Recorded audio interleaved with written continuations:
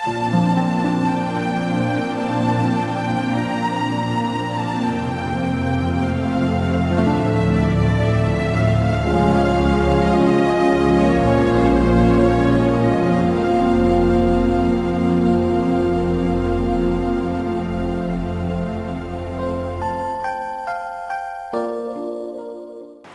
நாமத்துக்கு மகிமை உண்டாவதாக. இந்த நாளிலும் நம்முடைய தெய்வ வசனத்தை தியானிக்கும்படியாக வந்திருக்கோம். கர்த்தருடைய வசனத்தை தியானிக்கும் முன்பாக நம்ம ஒரு நிமிஷம் தலைகளை தாழ்த்தி நம்ம ஜெபிப்போம். எங்களை மிகவும் அதிகமாக நேசிக்கிற எங்கள் அன்புள்ள இயேசு சுவாமி, இந்த மாலை வேளையிலையும் இந்த நாளில் உடைய பாதத்தில் நாங்கள் கூடி வந்திருக்கிறோம். அப்பா, இந்த நேரத்தில் நம்முடைய வசனத்தை தியானிக்கும் போது நீர் எங்களோட பேசுங்க கர்த்தாவே. எங்களுடைய கண்களை திறந்துருளுங்க, எங்களுடைய இருதயத்தின் கதவுகளை திறந்துருளுங்க சுவாமி. இசப்பா, நாங்கள் உண்மை முழு மனதோடு ஏற்றுக்கொண்டு கர்த்தாவே உண்மைக்கேற்ற உடைய வசனத்தின்படி நாங்கள் கேட்கிறவர்களாக மாத்திரமல்ல கர்த்தாவே, அதன்படி ஜீவிக்கிறவர்களாகவும் நடக்க நீங்கள் எங்களை தகுதிப்படுத்துங்க சுவாமி. இதை நேரம் முழுவதையும் பொறுப்படுத்திக் கொள்ளுங்க. இயேசு நாமத்தில் ஜெபிக்கிறோம் பிதாவே, ஆமென். இந்த நாளில் நம்ம சற்று நேரம் தியானிக்கும்படியாக தெரிந்து கொண்ட வேத பகுதி மத்தேயு 21 அதிகாரம் 33 வசனம் முதல் 41 வசனம் முடிய. வேறொரு உவமையை கேளுங்கள். வீட்டெஜமானாகி ஒரு மனுஷன் இருந்தான். அவன் ஒரு திராட்சை தோட்டத்தை உண்டாக்கி அதை சுற்றிலும் வேலி அடைத்து அதில் ஒரு ஆலையை நாட்டி கோபுரத்தையும் கட்டி தோட்டக்காரருக்கு அதை குத்தகையாக விட்டு புறதேசத்துக்கு போயிருந்தான். கனிகாலம் சமீபித்த போது அதன் கனிகளை வாங்கி கொண்டு வரும்படி தன் ஊழியக்காரரை தோட்டக்காரரிடத்தில் அனுப்பினான். தோட்டக்காரர் அந்த ஊழியக்காரரை பிடித்து ஒருவனை அடித்து ஒருவனை கொலை செய்து ஒருவனை கல்லெறிந்து கொன்றார்கள். பின்னும் அவன் முந்தினவர்களிலும் அதிகமான வேறே ஊழியக்காரரை அனுப்பினான். அவர்களையும் அப்படியே செய்தார்கள். கடைசியிலே அவன் என் குமாரனுக்கு அஞ்சுவார்கள் என்று சொல்லி தன் குமாரனை அவர்களிடத்தில் அனுப்பினான். தோட்டக்காரர் குமாரனை கண்டபோது, இவன் சுதந்திரவாளி, இவனை கொன்று இவன் சுதந்திரத்தை கட்டிக்கொள்வோம் வாருங்கள் என்று ஒருவரோடொருவர் சொல்லிக்கொண்டு அவனை பிடித்து திராட்சை தோட்டத்துக்கு புறம்பே தள்ளி கொலை செய்தார்கள். அப்படி இருக்க திராட்சை தோட்டத்தின் எஜமான் வரும்போது அந்த தோட்டக்காரரை என்ன செய்வான் என்று கேட்டார். அதற்கு அவர்கள், அந்த கொடியரை கொடுமையாய் அழித்து ஏற்ற காலங்களில் தனக்கு கனிகளை கொடுக்கத்தக்க வேறே தோட்டக்காரரிடத்தில் திராட்சை தோட்டத்தை குத்தகையாக கொடுப்பான் என்றார்கள். இப்போ நம்ம வாசித்த இந்த வேத பாகத்தில் இயேசுவானவர் சொன்ன ஒரு உவமையை பற்றி நம்ம பார்க்குறோம். இப்போ நம்ம எல்லாரும் இந்த டிசம்பர் மாதம்னாலே நமக்கு கிறிஸ்மஸ் சீசன், நம்ம சந்தோஷமாக கிறிஸ்மஸ் கொண்டாட ஆயத்தப்பட்டு இருக்கிற ஒரு சமயம். அப்போது இந்த உவமையை நான் வாசிக்கும்போது எனக்கு ஒரு விஷயம், இப்போ இதில் நம்ம ஒரு திராட்சை தோட்டத்தை பற்றி பார்க்குறோம். அந்த திராட்சை தோட்டத்துக்கு உரிமையாளரான மனுஷன், வீட்டெஜமானாகிய ஒரு மனுஷன்னு போட்டிருக்காங்க. அதே இது இங்கிலீஷில் பார்த்தா லேண்ட்லார்ட். இப்போ ஒரு லேண்ட்லார்ட், அது குத்தகையாக விட்டுட்டு போன மனுஷர். இந்த மாதிரி ஒரு 2 பேரை பற்றி நம்ம பார்க்குறோம். அப்போது அதாவது லேண்ட்லார்ட் அண்ட் டெனன்ஸ். இப்போது இயேசுவானவர் இந்த உவமை எப்போ சொல்கிறாங்க? சிலுவையில் அறையப்படுறதுக்கு ஒரு 5 நாளைக்கு முன்னாடி சொன்ன ஒரு உவமை. இப்போ யாருக்கு சொல்கிறாங்கன்னு அந்த முன்னாடி அந்த எந்த சூழ்நிலையில் சொல்கிறாங்கன்னு பார்க்கும்போது, இப்போ வேதபாரகர், பிரதான ஆசிரியர், மூப்பர் எல்லாரும் இருக்கும்போது இந்த உவமையை சொல்கிறாங்க. வீட்டெஜமானாகி ஒரு மனுஷன் இருந்தான். அவன் ஒரு திராட்சை தோட்டத்தை உண்டாக்கி அதை சுற்றிலும் வேலி அடைத்து அதில் ஒரு ஆலையை நாட்டி கோபுரத்தையும் கட்டி தோட்டக்காரருக்கு அதை குத்தகையாக விட்டு புற தேசத்துக்கு போயிருந்தான். அப்போ இயேசுவானவர் வாழ்ந்த காலத்தில் என்ன, திராட்சை தோட்டத்தை வச்சுருக்கிறவங்கெல்லாம் நல்ல வசதி படைத்தவங்களாக இருப்பாங்க. அவங்க திராட்சை தோட்டத்தை உண்டாக்கி அது வேலைக்கெல்லாம் ஆட்கள் வச்சுட்டாங்கன்னா, அப்போது அதே மாதிரி நிறைய பிஸ்னஸ் வச்சுருப்பாங்க. இங்கே ஒரு இடத்துல இருக்கும், இன்னொரு இடத்துல வேலைக்கு போயிருப்பாங்க. அதே நேரத்தில் இங்கேருந்து வருமானம் வர்ற நேரம் அதை கலெக்ட் பண்ணிக்கிடுவாங்க. ஸோ அப்படி இருக்கும்போது இப்போ இந்த திராட்சை தோட்டத்துக்காக இந்த உரிமையாளர் என்னெல்லாம் பண்ணியிருக்காரு? திராட்சை தோட்டத்தை உண்டாக்கி அதுக்கு சுற்றிலும் பாதுகாப்புக்கு வேலி அடைச்சிருக்காங்க. அதுக்கு ஒரு கோபுரத்தை கட்டி ஒரு வாட்ச் டவர் வச்சுருக்காங்க. அதில் ஆலை, ஒயின் ப்ரெஸ் எல்லாம் உண்டாக்கி அதுக்கு வேண்டி எல்லாத்தையும் செய்து கொடுத்து அதுக்கு தேவையான ஆட்களையும் அவங்க அப்பாயிண்ட் பண்ணிட்டு அவர் வேறு தேசத்துக்கு போயிருக்காங்க. அப்போது இந்த ஓமையை சொல்லும்போது இது அந்த வேதபாரகர் வேதத்தில் எல்லாம் தேறினவங்ககிட்ட சொல்கிறாங்க. அப்போது அவங்களுக்கு இதே மாதிரி ஒரு போதனை முன்னாடியே கொடுத்துருக்கு. ஏசாயா தீர்க்கதரிசியின் புஸ்தகம் 5 அதிகாரத்தில் இதே மாதிரியான ஒரு காரியத்தை ஆண்டவர் ஏசாயா தீர்க்கதரிசியின் மூலமாக சொல்லியிருக்காங்க. இதே மாதிரி ஒரு திராட்சை தோட்டத்தின் உவமையை. அப்போது அந்த திராட்சை தோட்டத்திலையும் அவங்க அதே மாதிரி வேலையடைச்சு கோபுரம் கட்டி ஆலையை உண்டாக்கி அவங்களுக்கு வேண்டிய எல்லாத்தையும் செய்து கொடுத்துருக்காரு. இப்போ இந்த திராட்சை தோட்டத்துக்கும் எல்லாத்தையும் செய்து கொடுத்துட்டு கனிகாலம் சமீபித்த போது கனிகளை வாங்கி கொண்டு வரும்படி ஊழியக்காரரை தோட்டக்காரரிடத்தில் அனுப்பினான். அப்போ இந்த கனிகாலம்னு வர்றது எவ்வளோ நாளைக்கு அப்புறம் வரும்? இப்போ அந்த இயேசுவானவர் வாழ்ந்த காலத்தில் பார்க்க போனால், இப்போ ஒரு தோட்டத்தை உண்டாக்கி அதுக்கான வேலையை ஆரம்பித்தாங்கன்னா குறைஞ்சபட்சம் 5 வருஷமாவது ஆகும். அப்போது இந்த தோட்டத்தில் வேலை பார்க்குறவங்க எல்லாரும் ஒரு 5 வருஷமாக அவங்க எஜமானனையும் பார்க்கல, யாரையும் பார்க்கல, வீட்டு எஜமானையும் பார்க்கல. அவங்க தான் அந்த தோட்டத்து உரிமையாளர்கள் மாதிரி அந்த தோட்டத்துக்கான முழு வேலைகள், அதை பண்படுத்துறதுலேருந்து உரம் போடுறது, வேற தண்ணி பாய்க்கிறது, எல்லா வேலைகளையும் அவங்க தான் செய்துட்ருக்காங்க. அப்போ இப்போ தான் 5 வருஷத்தின் பலனா முதல்ல அவங்க கனிகளை அறுவடை பண்ணுறாங்க. அந்த அறுவடை பண்ணுற சமயத்தில் இது வரைக்கும் நான் பார்க்காத வீட்டெஜமான் அவர் அந்த கனிகாலத்துக்கு அந்த கனிகளில் தன்னோட போர்ஷன், தன்னோட பாகத்தை வாங்கிறதுக்காக தனக்குன்னு உண்மையான ஊழியக்காரரை அவங்கக்கிட்ட அனுப்புகிறாங்க. அப்போது இந்த தோட்டத்துக்காரவங்க என்ன பண்ணுறாங்க, அவங்களுக்கு வர்ற ஊழியக்காரரில் ஒருத்தனை அடித்து ஒருத்தனை கொலை செய்து கல்லெறிஞ்சு கொள்கிறாங்க. இது லூக்காவில் இதே ஓமையை சொல்லும்போது என்ன சொல்கிறாங்கன்னா, முதல்ல அனுப்பினவங்களை வெறுமையாய் அனுப்பிவிட்டாங்க, கனியை தரமாட்டோம்னு சொல்லி அனுப்பிட்டாங்க. ஏன்னா ஆனால் அதே அந்த வீட்டெஜமான் என்ன சொல்கிறாரு, இன்னும் திருப்பி சரி ஒருவேளை கொஞ்சம் பேருங்கிறனால இப்படி பண்ணிட்டாங்க, இன்னும் வேற அதிகமான ஊழியக்காரரையும் அனுப்புகிறாங்க. அப்போ அவங்களையும் அதே மாதிரி அடித்து காயப்படுத்தி அனுப்பிட்டாங்க, சிலரை கொலை செய்து கனியை தன்னுடைய போஷனை கொடுக்காமலே அனுப்பிட்டாங்க. இப்போ இதை பார்த்துட்டு இருக்கிற வீட்டெஜமான் என்ன பண்ணுறாரு, இப்போ நம்மளே பார்க்கும்போது இப்போ வேலை பார்க்குறவங்களுக்கு இவ்வளோ பெரிய ஒரு கொடுமையான காரியத்தை செய்கிறதுக்கு அவங்களுக்கு எப்படி உரிமை வந்தது? நம்மளே பார்க்கும்போது இப்படி சும்மா தனக்குன்னு உரியதை வாங்க அனுப்பின மனுஷங்களை இப்படி காயப்படுத்தியிருக்காங்களேங்கிற மாதிரி நமக்கு தோணுது. ஆனால் அதை இந்த வீட்டெஜமான் பார்த்துட்டு திருப்பி என்ன சொல்கிறாங்க, முந்தினவர்களிலும் அதிகமான ஊழியக்காரரை அனுப்பினார், கடைசியில் என் குமாரனுக்கு அஞ்சுவார்கள் என்று சொல்லி தன் குமாரனை அவர்களிடத்தில் அனுப்பினான். தோட்டக்காரர் குமாரனை கண்டபோது, இவன் சுதந்திரவாளி, இவனை கொன்று இவன் சுதந்திரத்தை கட்டிக்கொள்வோம் வாருங்கள் என்று ஒருவரோடொருவர் சொல்லி கொண்டு அவனை பிடித்து திராட்சை தோட்டத்துக்கு புறம்பே தள்ளி கொலை செய்தார்கள். அப்போ அந்த தோட்டத்தில் வேலை செய்கிறவங்களுக்கு இருந்த மனநிலையை பார்த்தா அவங்க தாங்கள் வேலை செய்கிறோங்கிறத மறந்து அவங்களே உரிமையாளர்கள் மாதிரி, தங்களுக்குன்னு உள்ள தோட்டம் நாங்கள் தான் உரிமையாளர்கள், நாங்கள் தான் எல்லாங்கிற மாதிரி நம்ம பிஹேவ் பண்ணுறதை நம்ம பார்க்க முடியுது. இப்போ தன்னோட குமாரனை, இப்போ இவ்வளோ பெரிய வீட்டெஜமான், அவருக்கு எல்லா ஆஸ்தியும் இருக்குது, அப்போ அவர் எதுக்கு ஏற்கனவே ஒரு பேட்ச் சர்வன்ஸ் முதல்ல அனுப்பின வேலையாட்கள் எல்லாரையும் அவங்க அடிச்சிட்டாங்க, கொண்டுட்டாங்க, திருப்பி அதை விட அதிகமான பேர் அனுப்பும்போது அவங்களையும் அடிச்சிட்டாங்க, கொண்டுட்டாங்க. அப்போ தன்னோட குமாரனை அனுப்பும்போது அவர் ஏதோ பெரிய படபலனோட கூட அடியாட்களோட அனுப்பலை, தனியாக குமாரனை அனுப்பியிருக்காரு. அவர் என்னோட ஒரே குமாரனை நான் அனுப்புகிறேன், அவருக்காவது 5 வாழ்கள்னு நினச்சி அந்த குமாரனை அனுப்புகிறார். அப்போது இதே மாதிரி தான் இந்த திராட்சை தோட்டத்தின் உவமையை பார்க்கும்போது, திராட்சை தோட்டம் என்னது, அந்த வீட்டெஜமான் யார்? வீட்டெஜமான் பிதாவாகிய தேவன். அவர் இந்த உலகத்தில் இந்த ஓமையை சொல்லும்போது அதில் அந்த இஸ்ரவேல் ஜனங்களை பற்றி மெயினாக சொல்லியிருக்காங்க முக்கியமாக. ஏன்னா இஸ்ரவேல் ஜனங்களுக்கு ஆண்டவர் அவங்கள தெரிந்து கொண்டார். எத்தனையோ மக்கள் இருக்கும்போது அவங்கள தெரிந்து கொண்டு அவங்களுக்கு வேண்டிய எல்லாத்தையும் செய்தாங்க.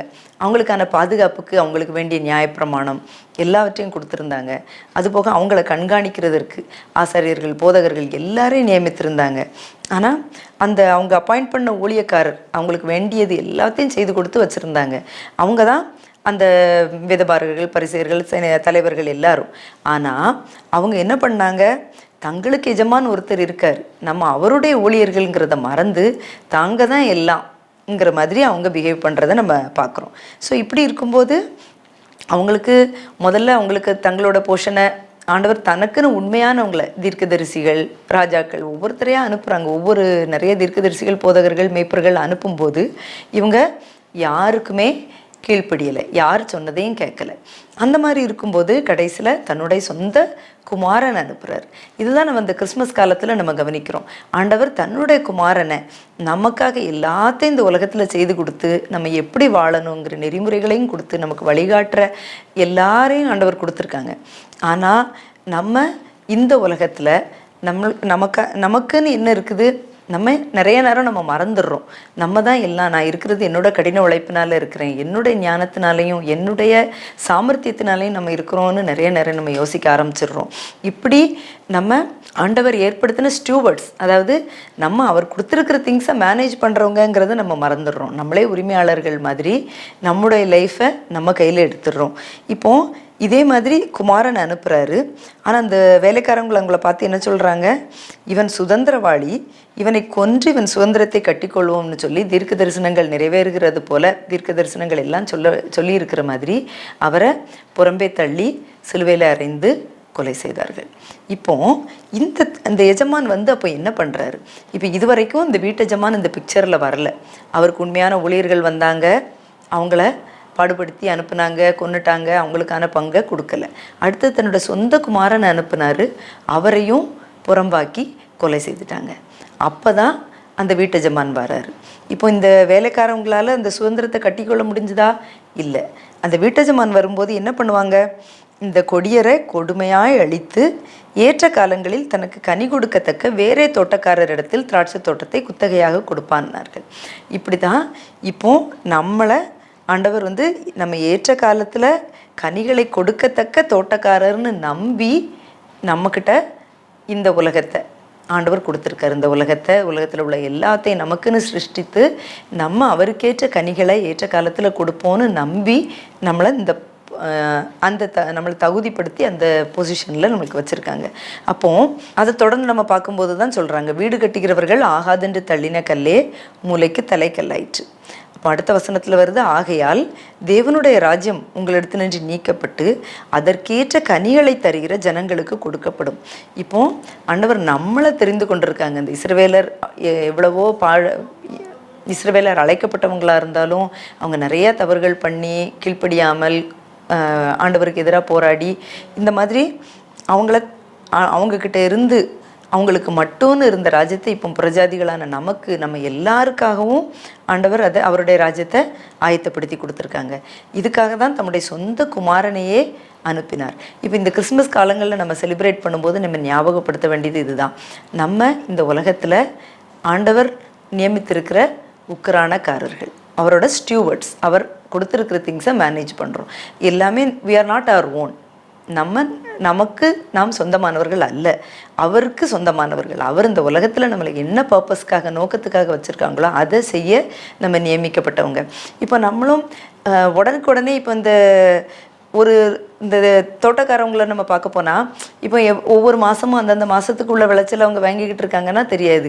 5 வருஷமாக அவங்க வீட்டஜமானையும் பார்க்கல, வீட்டஜமானுடைய ஆட்களையும் பார்க்கல, அவங்க தான் ஓனர்ஸ் மாதிரி இருக்கும்போது அவங்க தங்களுடைய நிலையை மறந்துடுறாங்க. நம்ம தான் எல்லாங்கிற மாதிரி நம்மளோட தோட்டங்கிற நினைப்பில் அவங்க வர ஆரம்பிச்சிடுறாங்க. அந்த நேரத்தில் அவங்க கனிகளை கொடுக்க வேண்டிய நேரத்தில் அவங்க அதை கொடுக்க தவறிடுறாங்க. இப்போ நமக்கான நியாய தீர்ப்பு, நம்ம ஒவ்வொரு தப்புக்கும் உடனே தண்டனை கிடச்சிது அல்லது நம்ம செய்கிற ஒவ்வொன்றுக்கான பலன் உடனே கிடச்சிதுன்னா நம்ம ரொம்ப கவனமாக இருப்போம், ரொம்ப கேர்ஃபுல்லாக இருப்போம். ஆண்டவர் நியாயாதிபதியாக ஒரு காலத்தில் வருவார். அவர் வீட்டஜமா நமக்கு ஒப்பு கொடுத்ததை கேட்குறதுக்கு வருவார். அவர் வருவேன்னு சொன்னவர் தாமதிக்கிறாருங்கிறதுக்காக நம்ம அந்த நியாய தீர்ப்பு நடக்காதுன்னு நம்ம நினைக்க முடியாது. நமக்குன்னு கொடுத்துருக்கிறத நம்ம உண்மையாக கவனிக்கணும். அவர் என்ன இன்ஸ்ட்ரக்ஷன்ஸோடு கொடுத்துருக்காரு, நமக்கு அதுக்காக தான் வேலையடைத்து நமக்கு வேண்டிய வழிகாட்டுதல் எல்லாவற்றையும் கொடுத்துருக்குறாங்க.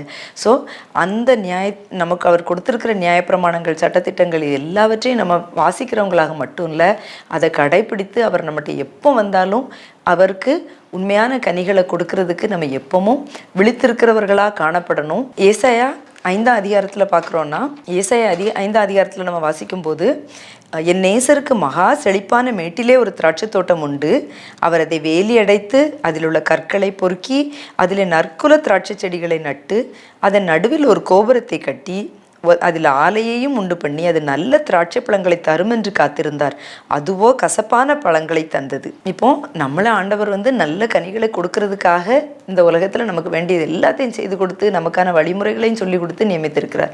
ஆனால் அவர் கனியை எதிர்பார்க்கும் காலத்தில் நம்ம நல்ல கனிகளை கொடுக்க கடமைப்பட்டிருக்கிறோம். கனி கொடுக்க தவறும் போது என்ன நடக்கும்? 4ஆம் வசனத்தில் பார்த்தா, நான் என் திராட்சை தோட்டத்துக்கு செய்யாத எந்த வேலையே அதற்கு இனி செய்யலாம், அது நல்ல திராட்சை பழங்களை தரும் என்று நான் காத்திருக்க அது கசப்பான பழங்களை தந்ததென்ன? இப்பொழுதும் நான் என் திராட்சை தோட்டத்துக்கு செய்வதை உங்களுக்கு அறிவிப்பேன். அதன் வேலியை எடுத்து போடுவேன், அது மேய்ந்து போடப்படும். அதன் அடைப்பை தகர்ப்பேன், அது மிதியுண்டு போம். இப்போ ஏசாயால பார்த்ததும் மத்தேயுல நம்ம வாசித்ததையும் பார்ப்போம். இப்போ நமக்காக எல்லாத்தையும் செய்திருக்கும் போது அந்த கனிகாலத்தில் கனி கொடுக்க வேண்டிய காலத்தில் நம்ம கொடுக்க தவறணும், அல்லது கசப்பான பழங்களை கொடுத்தோம்னா, இங்கே சொல்லியிருக்கிறபடி தேவனுடைய ராஜ்யம் உங்களிடத்திலிருந்து நீக்கப்பட்டு அதற்கேற்ற கனிகளை தருகிற ஜனங்களுக்கு கொடுக்கப்படும், அல்லது அவருடைய வேலியை அடைத்து போட அது மேய்ந்து போடப்படும். இப்போ நம்ம கனிகளை கொடுக்கணும்னா என்ன பண்ணணும்? யோவான் 15ஆம் அதிகாரத்தில் நம்ம வாசிக்கிறோம், அவரில் நிலைத்திருந்தால் மட்டுமே நம்ம கனிகளை கொடுக்க முடியும். இப்போ இந்த கிறிஸ்மஸ் காலத்தில் நம்ம ஆண்டவர் எதுக்காக இந்த உலகத்துக்கு அனுப்பப்பட்டார்? ஏன்னா இந்த உலகத்தில் எல்லாத்தையும் நமக்காக செய்து முடித்திருந்தாலும், அதற்கான போதகர்கள் தீர்க்கதரிசிகள் எல்லாரையும் அனுப்பினாலும் நம்ம அதை ஏற்றுக்கொள்ளாமல் அவர்கள் எல்லாரையும் காயப்படுத்தி நம்ம தொடர்ந்து பாவத்தில் இருந்ததுனால தன்னுடைய சொந்த குமாரனையும் அனுப்பி அவருடைய இரத்தத்தினால நமக்கு பாவமன்னிப்பாகி மீட்பை சம்பாதித்திருக்கிறார்.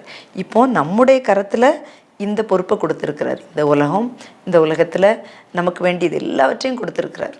இதை நம்ம உண்மையுள்ள உக்ரானத்துவம் உள்ளவர்களாக நம்ம காணப்படணும். நம்ம மட்டும் இல்லை, நம்மளை சுற்றி இருக்கிறவர்களுக்காக ஜெபம் பண்ணுகிறது, வசனத்தை கேட்டு அதன்படி நடக்கிறவர்களாக, நம்ம விழிப்புள்ளவர்களாக, எந்த நேரத்திலும் வீட்டு ஜமானுடைய வருகையை எதிர்கொள்ள அவருக்கான கனிகளை கொடுக்க தகுதியுள்ளவர்களாக நம்ம காணப்படும் போது நம்ம தொடர்ந்து அவர் நமக்கு கொடுத்த பொறுப்பில் நம்ம நிலைத்திருக்க முடியும். ஜெபிப்போமா? எங்களை நேசிக்கிற எங்கள் அன்புள்ள இயேசு சுவாமி, இந்த நேரத்தில் நீர் சொன்ன இந்த ஓமையிலிருந்து சில காரியங்களை பார்த்தோம் கத்தாவே. இதுலேருந்து நீர் யார், நாங்கள் யார்ங்கிறத நாங்கள் பார்த்தோம் கத்தாவே. நீர் வீட்டு ஜமான், நீர் எங்களை உருவாக்கி எங்களுக்கு வேண்டிய எல்லாவற்றையும் செய்து முடித்து எங்களுக்கான எல்லாவற்றையும் ஆயத்தப்படுத்தி நாங்கள் வாழ வேண்டிய வழிமுறைகள் எல்லாவற்றையும் எங்களுக்கு வகுத்து கொடுத்துருக்கிற தேவன் சுவாமி. ஆனால் நாங்கள் யார்? நீங்கள் இந்த உலகத்தில் நீங்கள் எங்களுக்கு கொடுத்துருக்கிற எல்லாவற்றுக்காகவும் உண்மையுள்ள உக்ரானக்காரர்களாக நீங்கள் படைச்சிருக்கீங்க சுவாமி. ஆனால் நாங்கள் நிறைய விஷயங்களில் உமக்கு நன்றியறிதல் உள்ளவர்களாக இல்லை. நீர் கொடுத்த பொறுப்புகள்லேருந்து நாங்கள் தவறுகிறோம். நீங்கள் எங்களுக்காகவும் எங்களை சுற்றி இருக்கிறவங்களுக்காகவும் நாங்கள் பாரப்படாமல் உமக்கேற்ற ராஜ்யத்தை கட்டும் பணியிலிருந்து நாங்கள் விலகிக்கிறோம். நாங்கள் நிறைய விஷயங்கள் ஆண்டவரே we take things for granted. நீங்கள் கொடுத்துருக்கிற எல்லாவற்றையும் நாங்கள் தானோன்னு நாங்கள் அதை சரியானபடி நாங்கள் மேனேஜ் பண்ணுறதில்ல.